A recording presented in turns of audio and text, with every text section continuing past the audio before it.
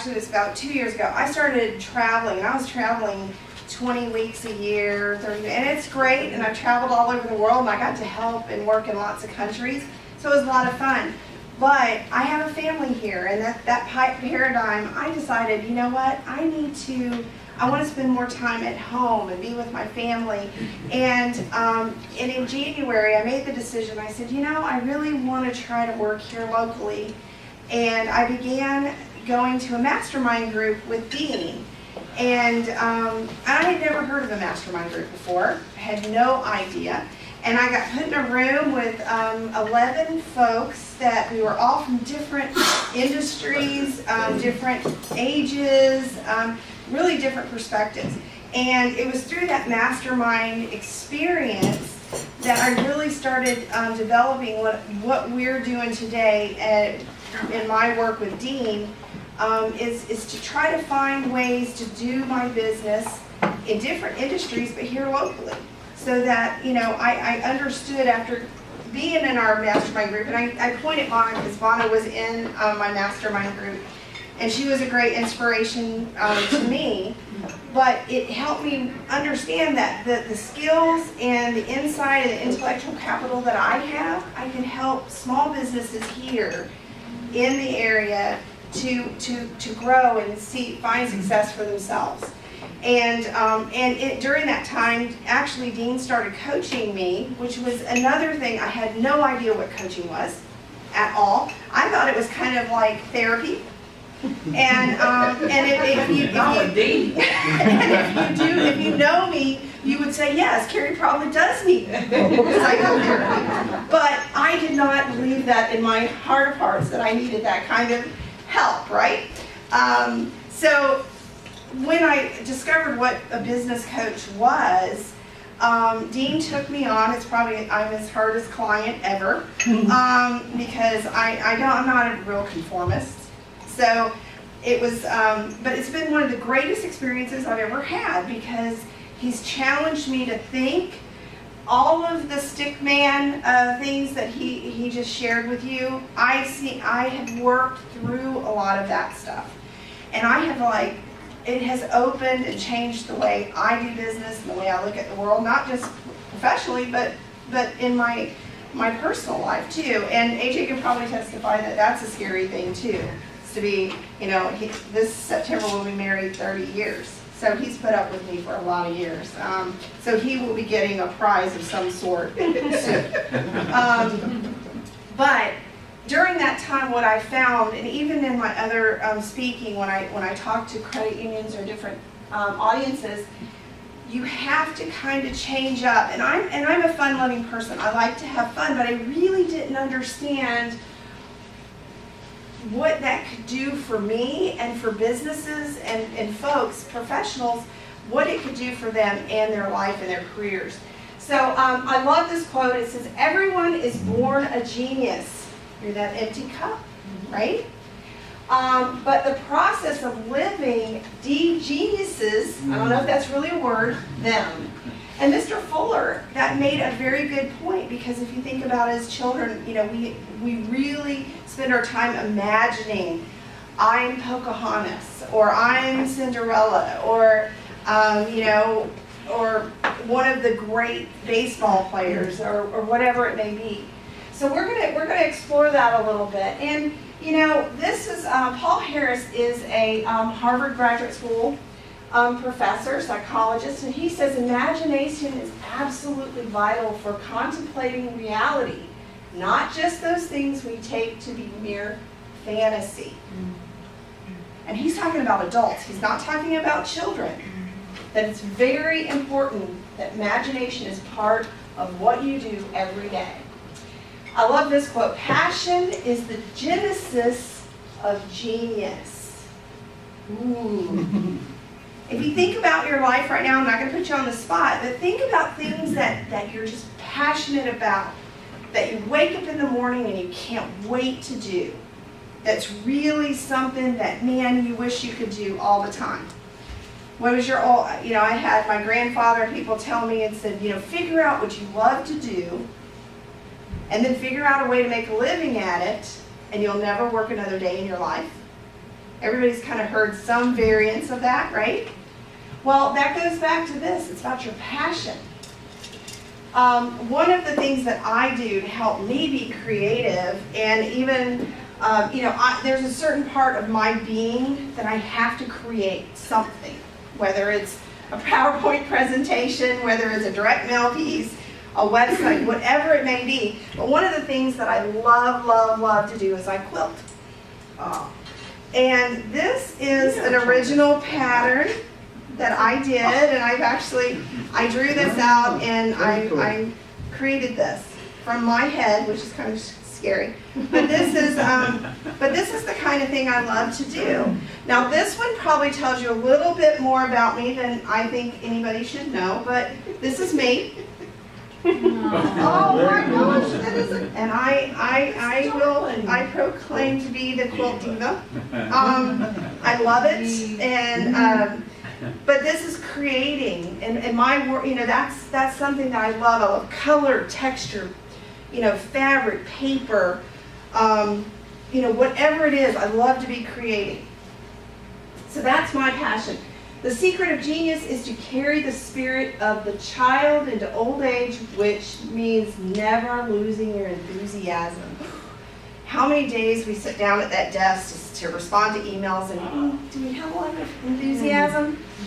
Yeah, a lot of times it's just like I'd rather, poke myself in the eye with a hot stick.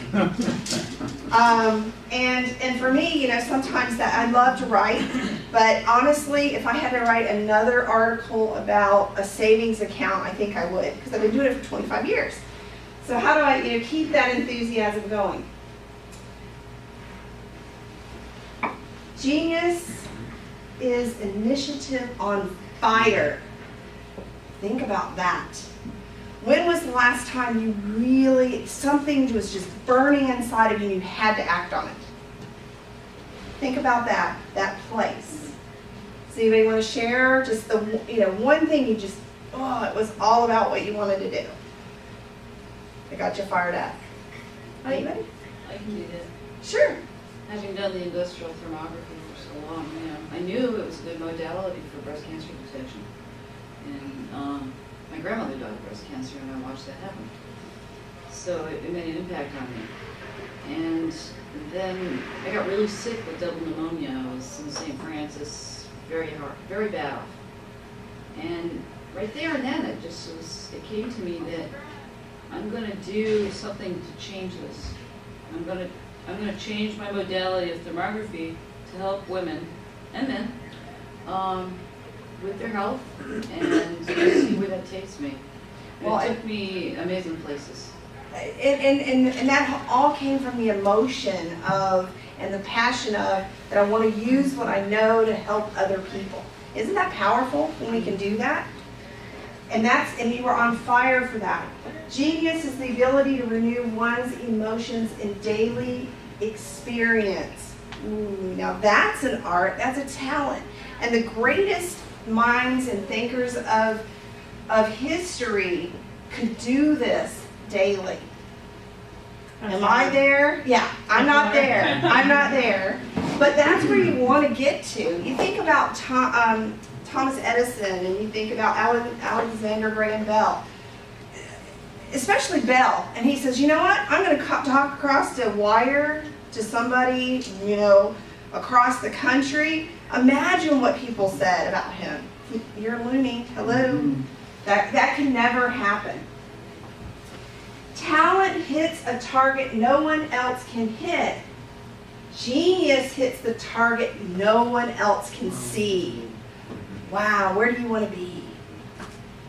I want to be in that second set. Genius hits that no one else can see. I want to take people there. I want to take people to the place that I can see, and I want to take people along with me. Here is a video. It's a short little video, and I just want to, I think it kind of, it'll speak to this whole thing about, let's see if I can get it to come up. There we go.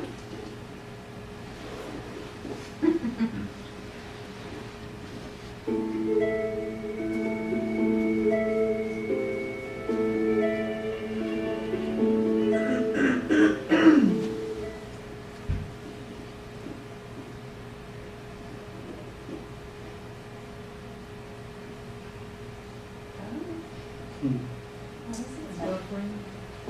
that what it's saying? I don't know, I'm just asking. It's like it hit pause on accident or. Click on enter and see if it proceeds. Here, I'll just put There it it goes. We going in there? Yep, Be Sherman, 42 Alderway, Sydney. yep. We're gonna just swim straight. Just keep swimming, just keep swimming. Dory?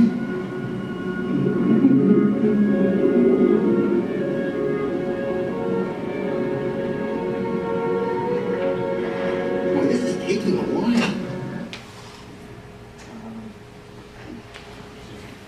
It's probably gonna buffer. How many of you guys have seen this movie? Okay, everybody remembers. Hey, how about we play a game? Okay. Okay, I'm thinking of something orange. And it's small. It's me. Right. Okay. It's like orange and small. It's me. Oh, right. Even sporting fan. And orange and small and white stripes. Me. And the next one, just a guess. Me. Okay, that's Okay, it's gonna, we'll just go back to the Oh, I don't remember it. Oh. Well, in the movie, in this clip, Dory keeps saying, well, Wait. I have definitely seen this story spectrum. That means we passed it before, and that means we're going in circles, and that means we're not going straight. Hey. We gotta get to the Hey. surface. Come on, we'll figure it out up there. Let's go, follow me. What? Take a deep breath. Now, let's ask somebody for directions. Oh, fine. Who do you want to ask? The spec? There's nobody here. Well, there has to be someone at the ocean, silly. We're not the only two in here. Let's see. Okay, no one there. No. Nada. There's somebody. Hey, it's you. Dory. Okay, now it's my turn. I'm thinking of something dark and mysterious. gosh, I love it when technology doesn't work. It's okay, I'll get it to you. I don't remember this. This is Nemo 1? Yeah, Finding Nemo.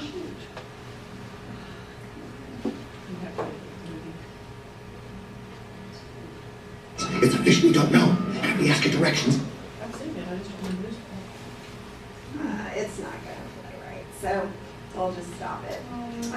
It's such a good clip, but if you remember, in the show, they go up, Dory gets him to go up and it ends up being a whale.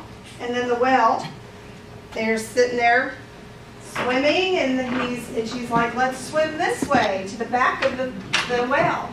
And he's like, oh my gosh, what do you want us to die? He's gonna eat us. But what happens is they end up being at the blowhole. And so the whale sprays them out just as they reach Sydney. And so they end up in Sydney, closer to where Nemo is. And the whole time, Nemo's dad is just berating her that she doesn't know what she's doing, which we can say Dory was a little off mentally. But she knew and she followed her intuition to get to the place, right? To find it. So how do we discover genius? How do we swim into the whale so that we can be closer to where we need to be? Well, there's a lot of ways, and if you read a lot of the experts, they'll tell you. The first thing Dean's telling you is you need to change your paradigm. That's where we need to do. That's what we need to do to get past what we're doing. So, just like when you put on your pants in the morning instead of your right foot, as Dean was sharing this morning, try tomorrow, put your left leg in first. See how that feels. It's your normal. Take a different route to work. You know, we have a tendency to go the same way. We watch the same TV shows in the morning when we're getting ready. Let's change your normal. A big one is surround yourself with people that are creative. Now, if I ask you guys, find folks and just imagine them in your mind's eye, the people that are super negative, that you can mention something to and you know before you mention it to them that they're going to poo-poo that idea. Stay away from them, as far away from them as you can. Don't consult them. They're the people that you'll tell after the fact, right? When you don't need the positive energy. Also, be willing to take risk. How many of you guys are really comfortable taking risk? Depends on what it is. And it's true, the greatest thinkers, the greatest business people, they have a comfort level with risk that's much greater than the average person. So you got to be willing to take risk. Reduce the negative noise that surrounds you. That's that person, but it's also sometimes it's in here. It's that negative self-talk. What Dean was talking about. Oh, you're stupid. You know, for me, I was always the new kid, and it was always, well, they're not going to like you. Why are you? You know, you're different. I was a military kid. I'd go into an area, and these kids had been together since kindergarten, and here it was 6th grade.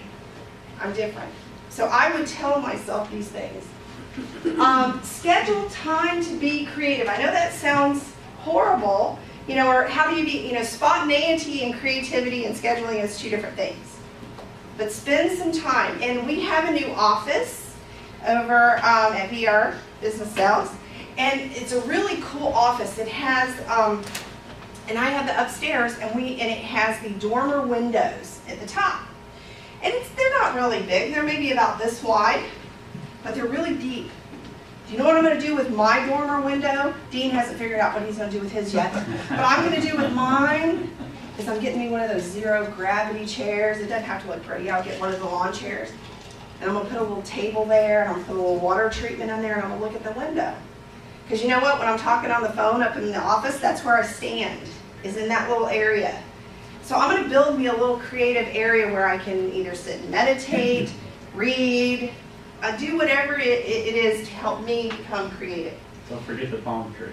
Oh yeah, we've got the palm tree. I might get some flamingos in there. I don't know. Who knows what'll end up in, in my dormer. I don't know. I shouldn't Because give her you may be ideas. doing stuff outside of the window. So you can see it. It's pretty high. It's only going to get me from here, but I could be in a rocker. Hanging stuff from the dormer. Psycho. No, I'm That's right. kidding. But use books, movies, museums, whatever it is. If you're a 9 to 5 person and you have to be somewhere from 9 to 5 and your time is, start at 6, go to the park, take a walk. At night, I have to read before I go to bed or go to sleep. That's it. I can't sleep if I don't do it.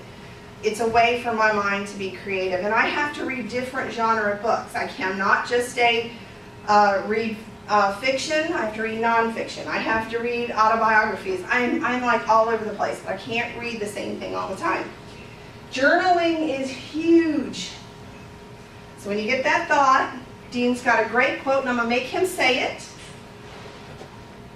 about an idea or Let me thought see. that comes into your head. Yeah. So you're going through the files of your mind, right? Yeah. Okay. Thoughts are like slippery fish. If you don't gaff them with the end of a pencil, they'll slip away. Yeah. Cool. And that is so true. So keep a notepad. We all have our little smartphones these days. You have a notes function. Most everybody does. Sit down and take a minute to make some notes on things that come up. The actual title for this came from, I was driving to Jacksonville by myself, down to see family, and what I did was I just turned on my note recorder on my phone and just did a brainstorming session by myself. I talk to myself all the time. I don't share it up with everyone, but so me talking in the note recorder is not a big deal. But that's how it came about. So use those, and you can always go back and listen to them later, or you can check your notes. It's a great way to get some creativity going. If you don't have a hobby, maybe think about finding one. And it could be really something very obscure. How many of you guys have went to Meetup.com? Meetup.com. Meetup.com. It's MEETUP.com. There is every kind of meetup group known to man on there. I mean, literally, 2 dog walkers, or wine drinkers, or what was some of the other? I mean, there's just a whole People running down the runway naked. running around. Yeah, that's the one Dean's adding later. But it's great ways. So if there's something that interests you, theater, museums, art, whatever it is, you can find a group on there, and they meet. Some of them meet weekly, some of them meet monthly. But find a way to get outside your norm so that your day is not get up, go to work, go to bed, and get up the next morning and do it again. You gotta find pleasure. The way I found it was I got a coach that is always, he doesn't give me answers. A lot of people think that a coach gives an answer. He just asks me questions. And so, but most of the time he'll say, well, why didn't you do, and I'm like, I know, you know, but he asks the good questions to get me moving past, to change that paradigm, to think outside of what we do every day.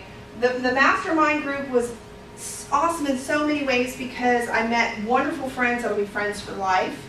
I spent 10 weeks in a room with them, you know, getting to know them and they get to know me, which again is a scary thought for them.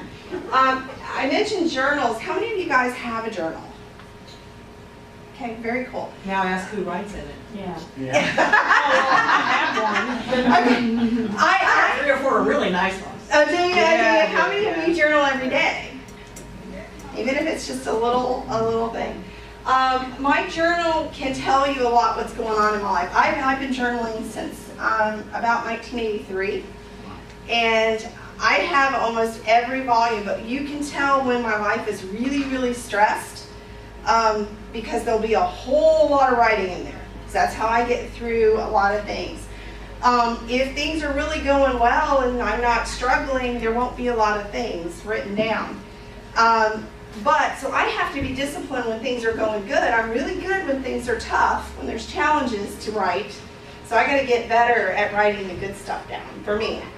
But a journal is a great way to kind of get your temperature, because if you're doing that whole autopilot thing that Dean was talking about, the psycho-cybernetics, it's really good because if you have that journal, you can go back and see, are you really on autopilot? And that's why no matter what happens, you end up at that same target. Journaling is a great way to figure that out. Play games. How many of you guys still play board games? And that, you know, we used to do it as kids, and now everything's on the computer, and we're doing it by ourselves. You know, we're playing by ourselves. And I'll tell the secret. You know, 32 years ago, AJ and I, our best dates, sorry, sweetie, was when we were playing Yahtzee, dominoes, canasta with my grandparents or his parents. That was our greatest dates. That's pretty sad, isn't it? But no, it was a way for us to share ideas with each other. We talked about whatever was going on in the world, and we laughed and had a good time. So playing games is a really important thing. And why do we do it? You know, all of us, I guarantee you, and I've heard people say this, that we're going to get to our deathbed, and are we going to sit there and say, oh man, I wish I had worked an 80-hour work week all those times that I worked 60? I don't think so. What are we going to say? I wish we'd have spent time doing the things that gives us great pleasure. We want to, I know personally, and most people are like this, we want to positively impact other people's lives, whether it's through our work, or whether it's through our charitable work, or it's just like with Dean, with Reed. He struggled with that, and now he's going to work with adults that can't read. How awesome is that?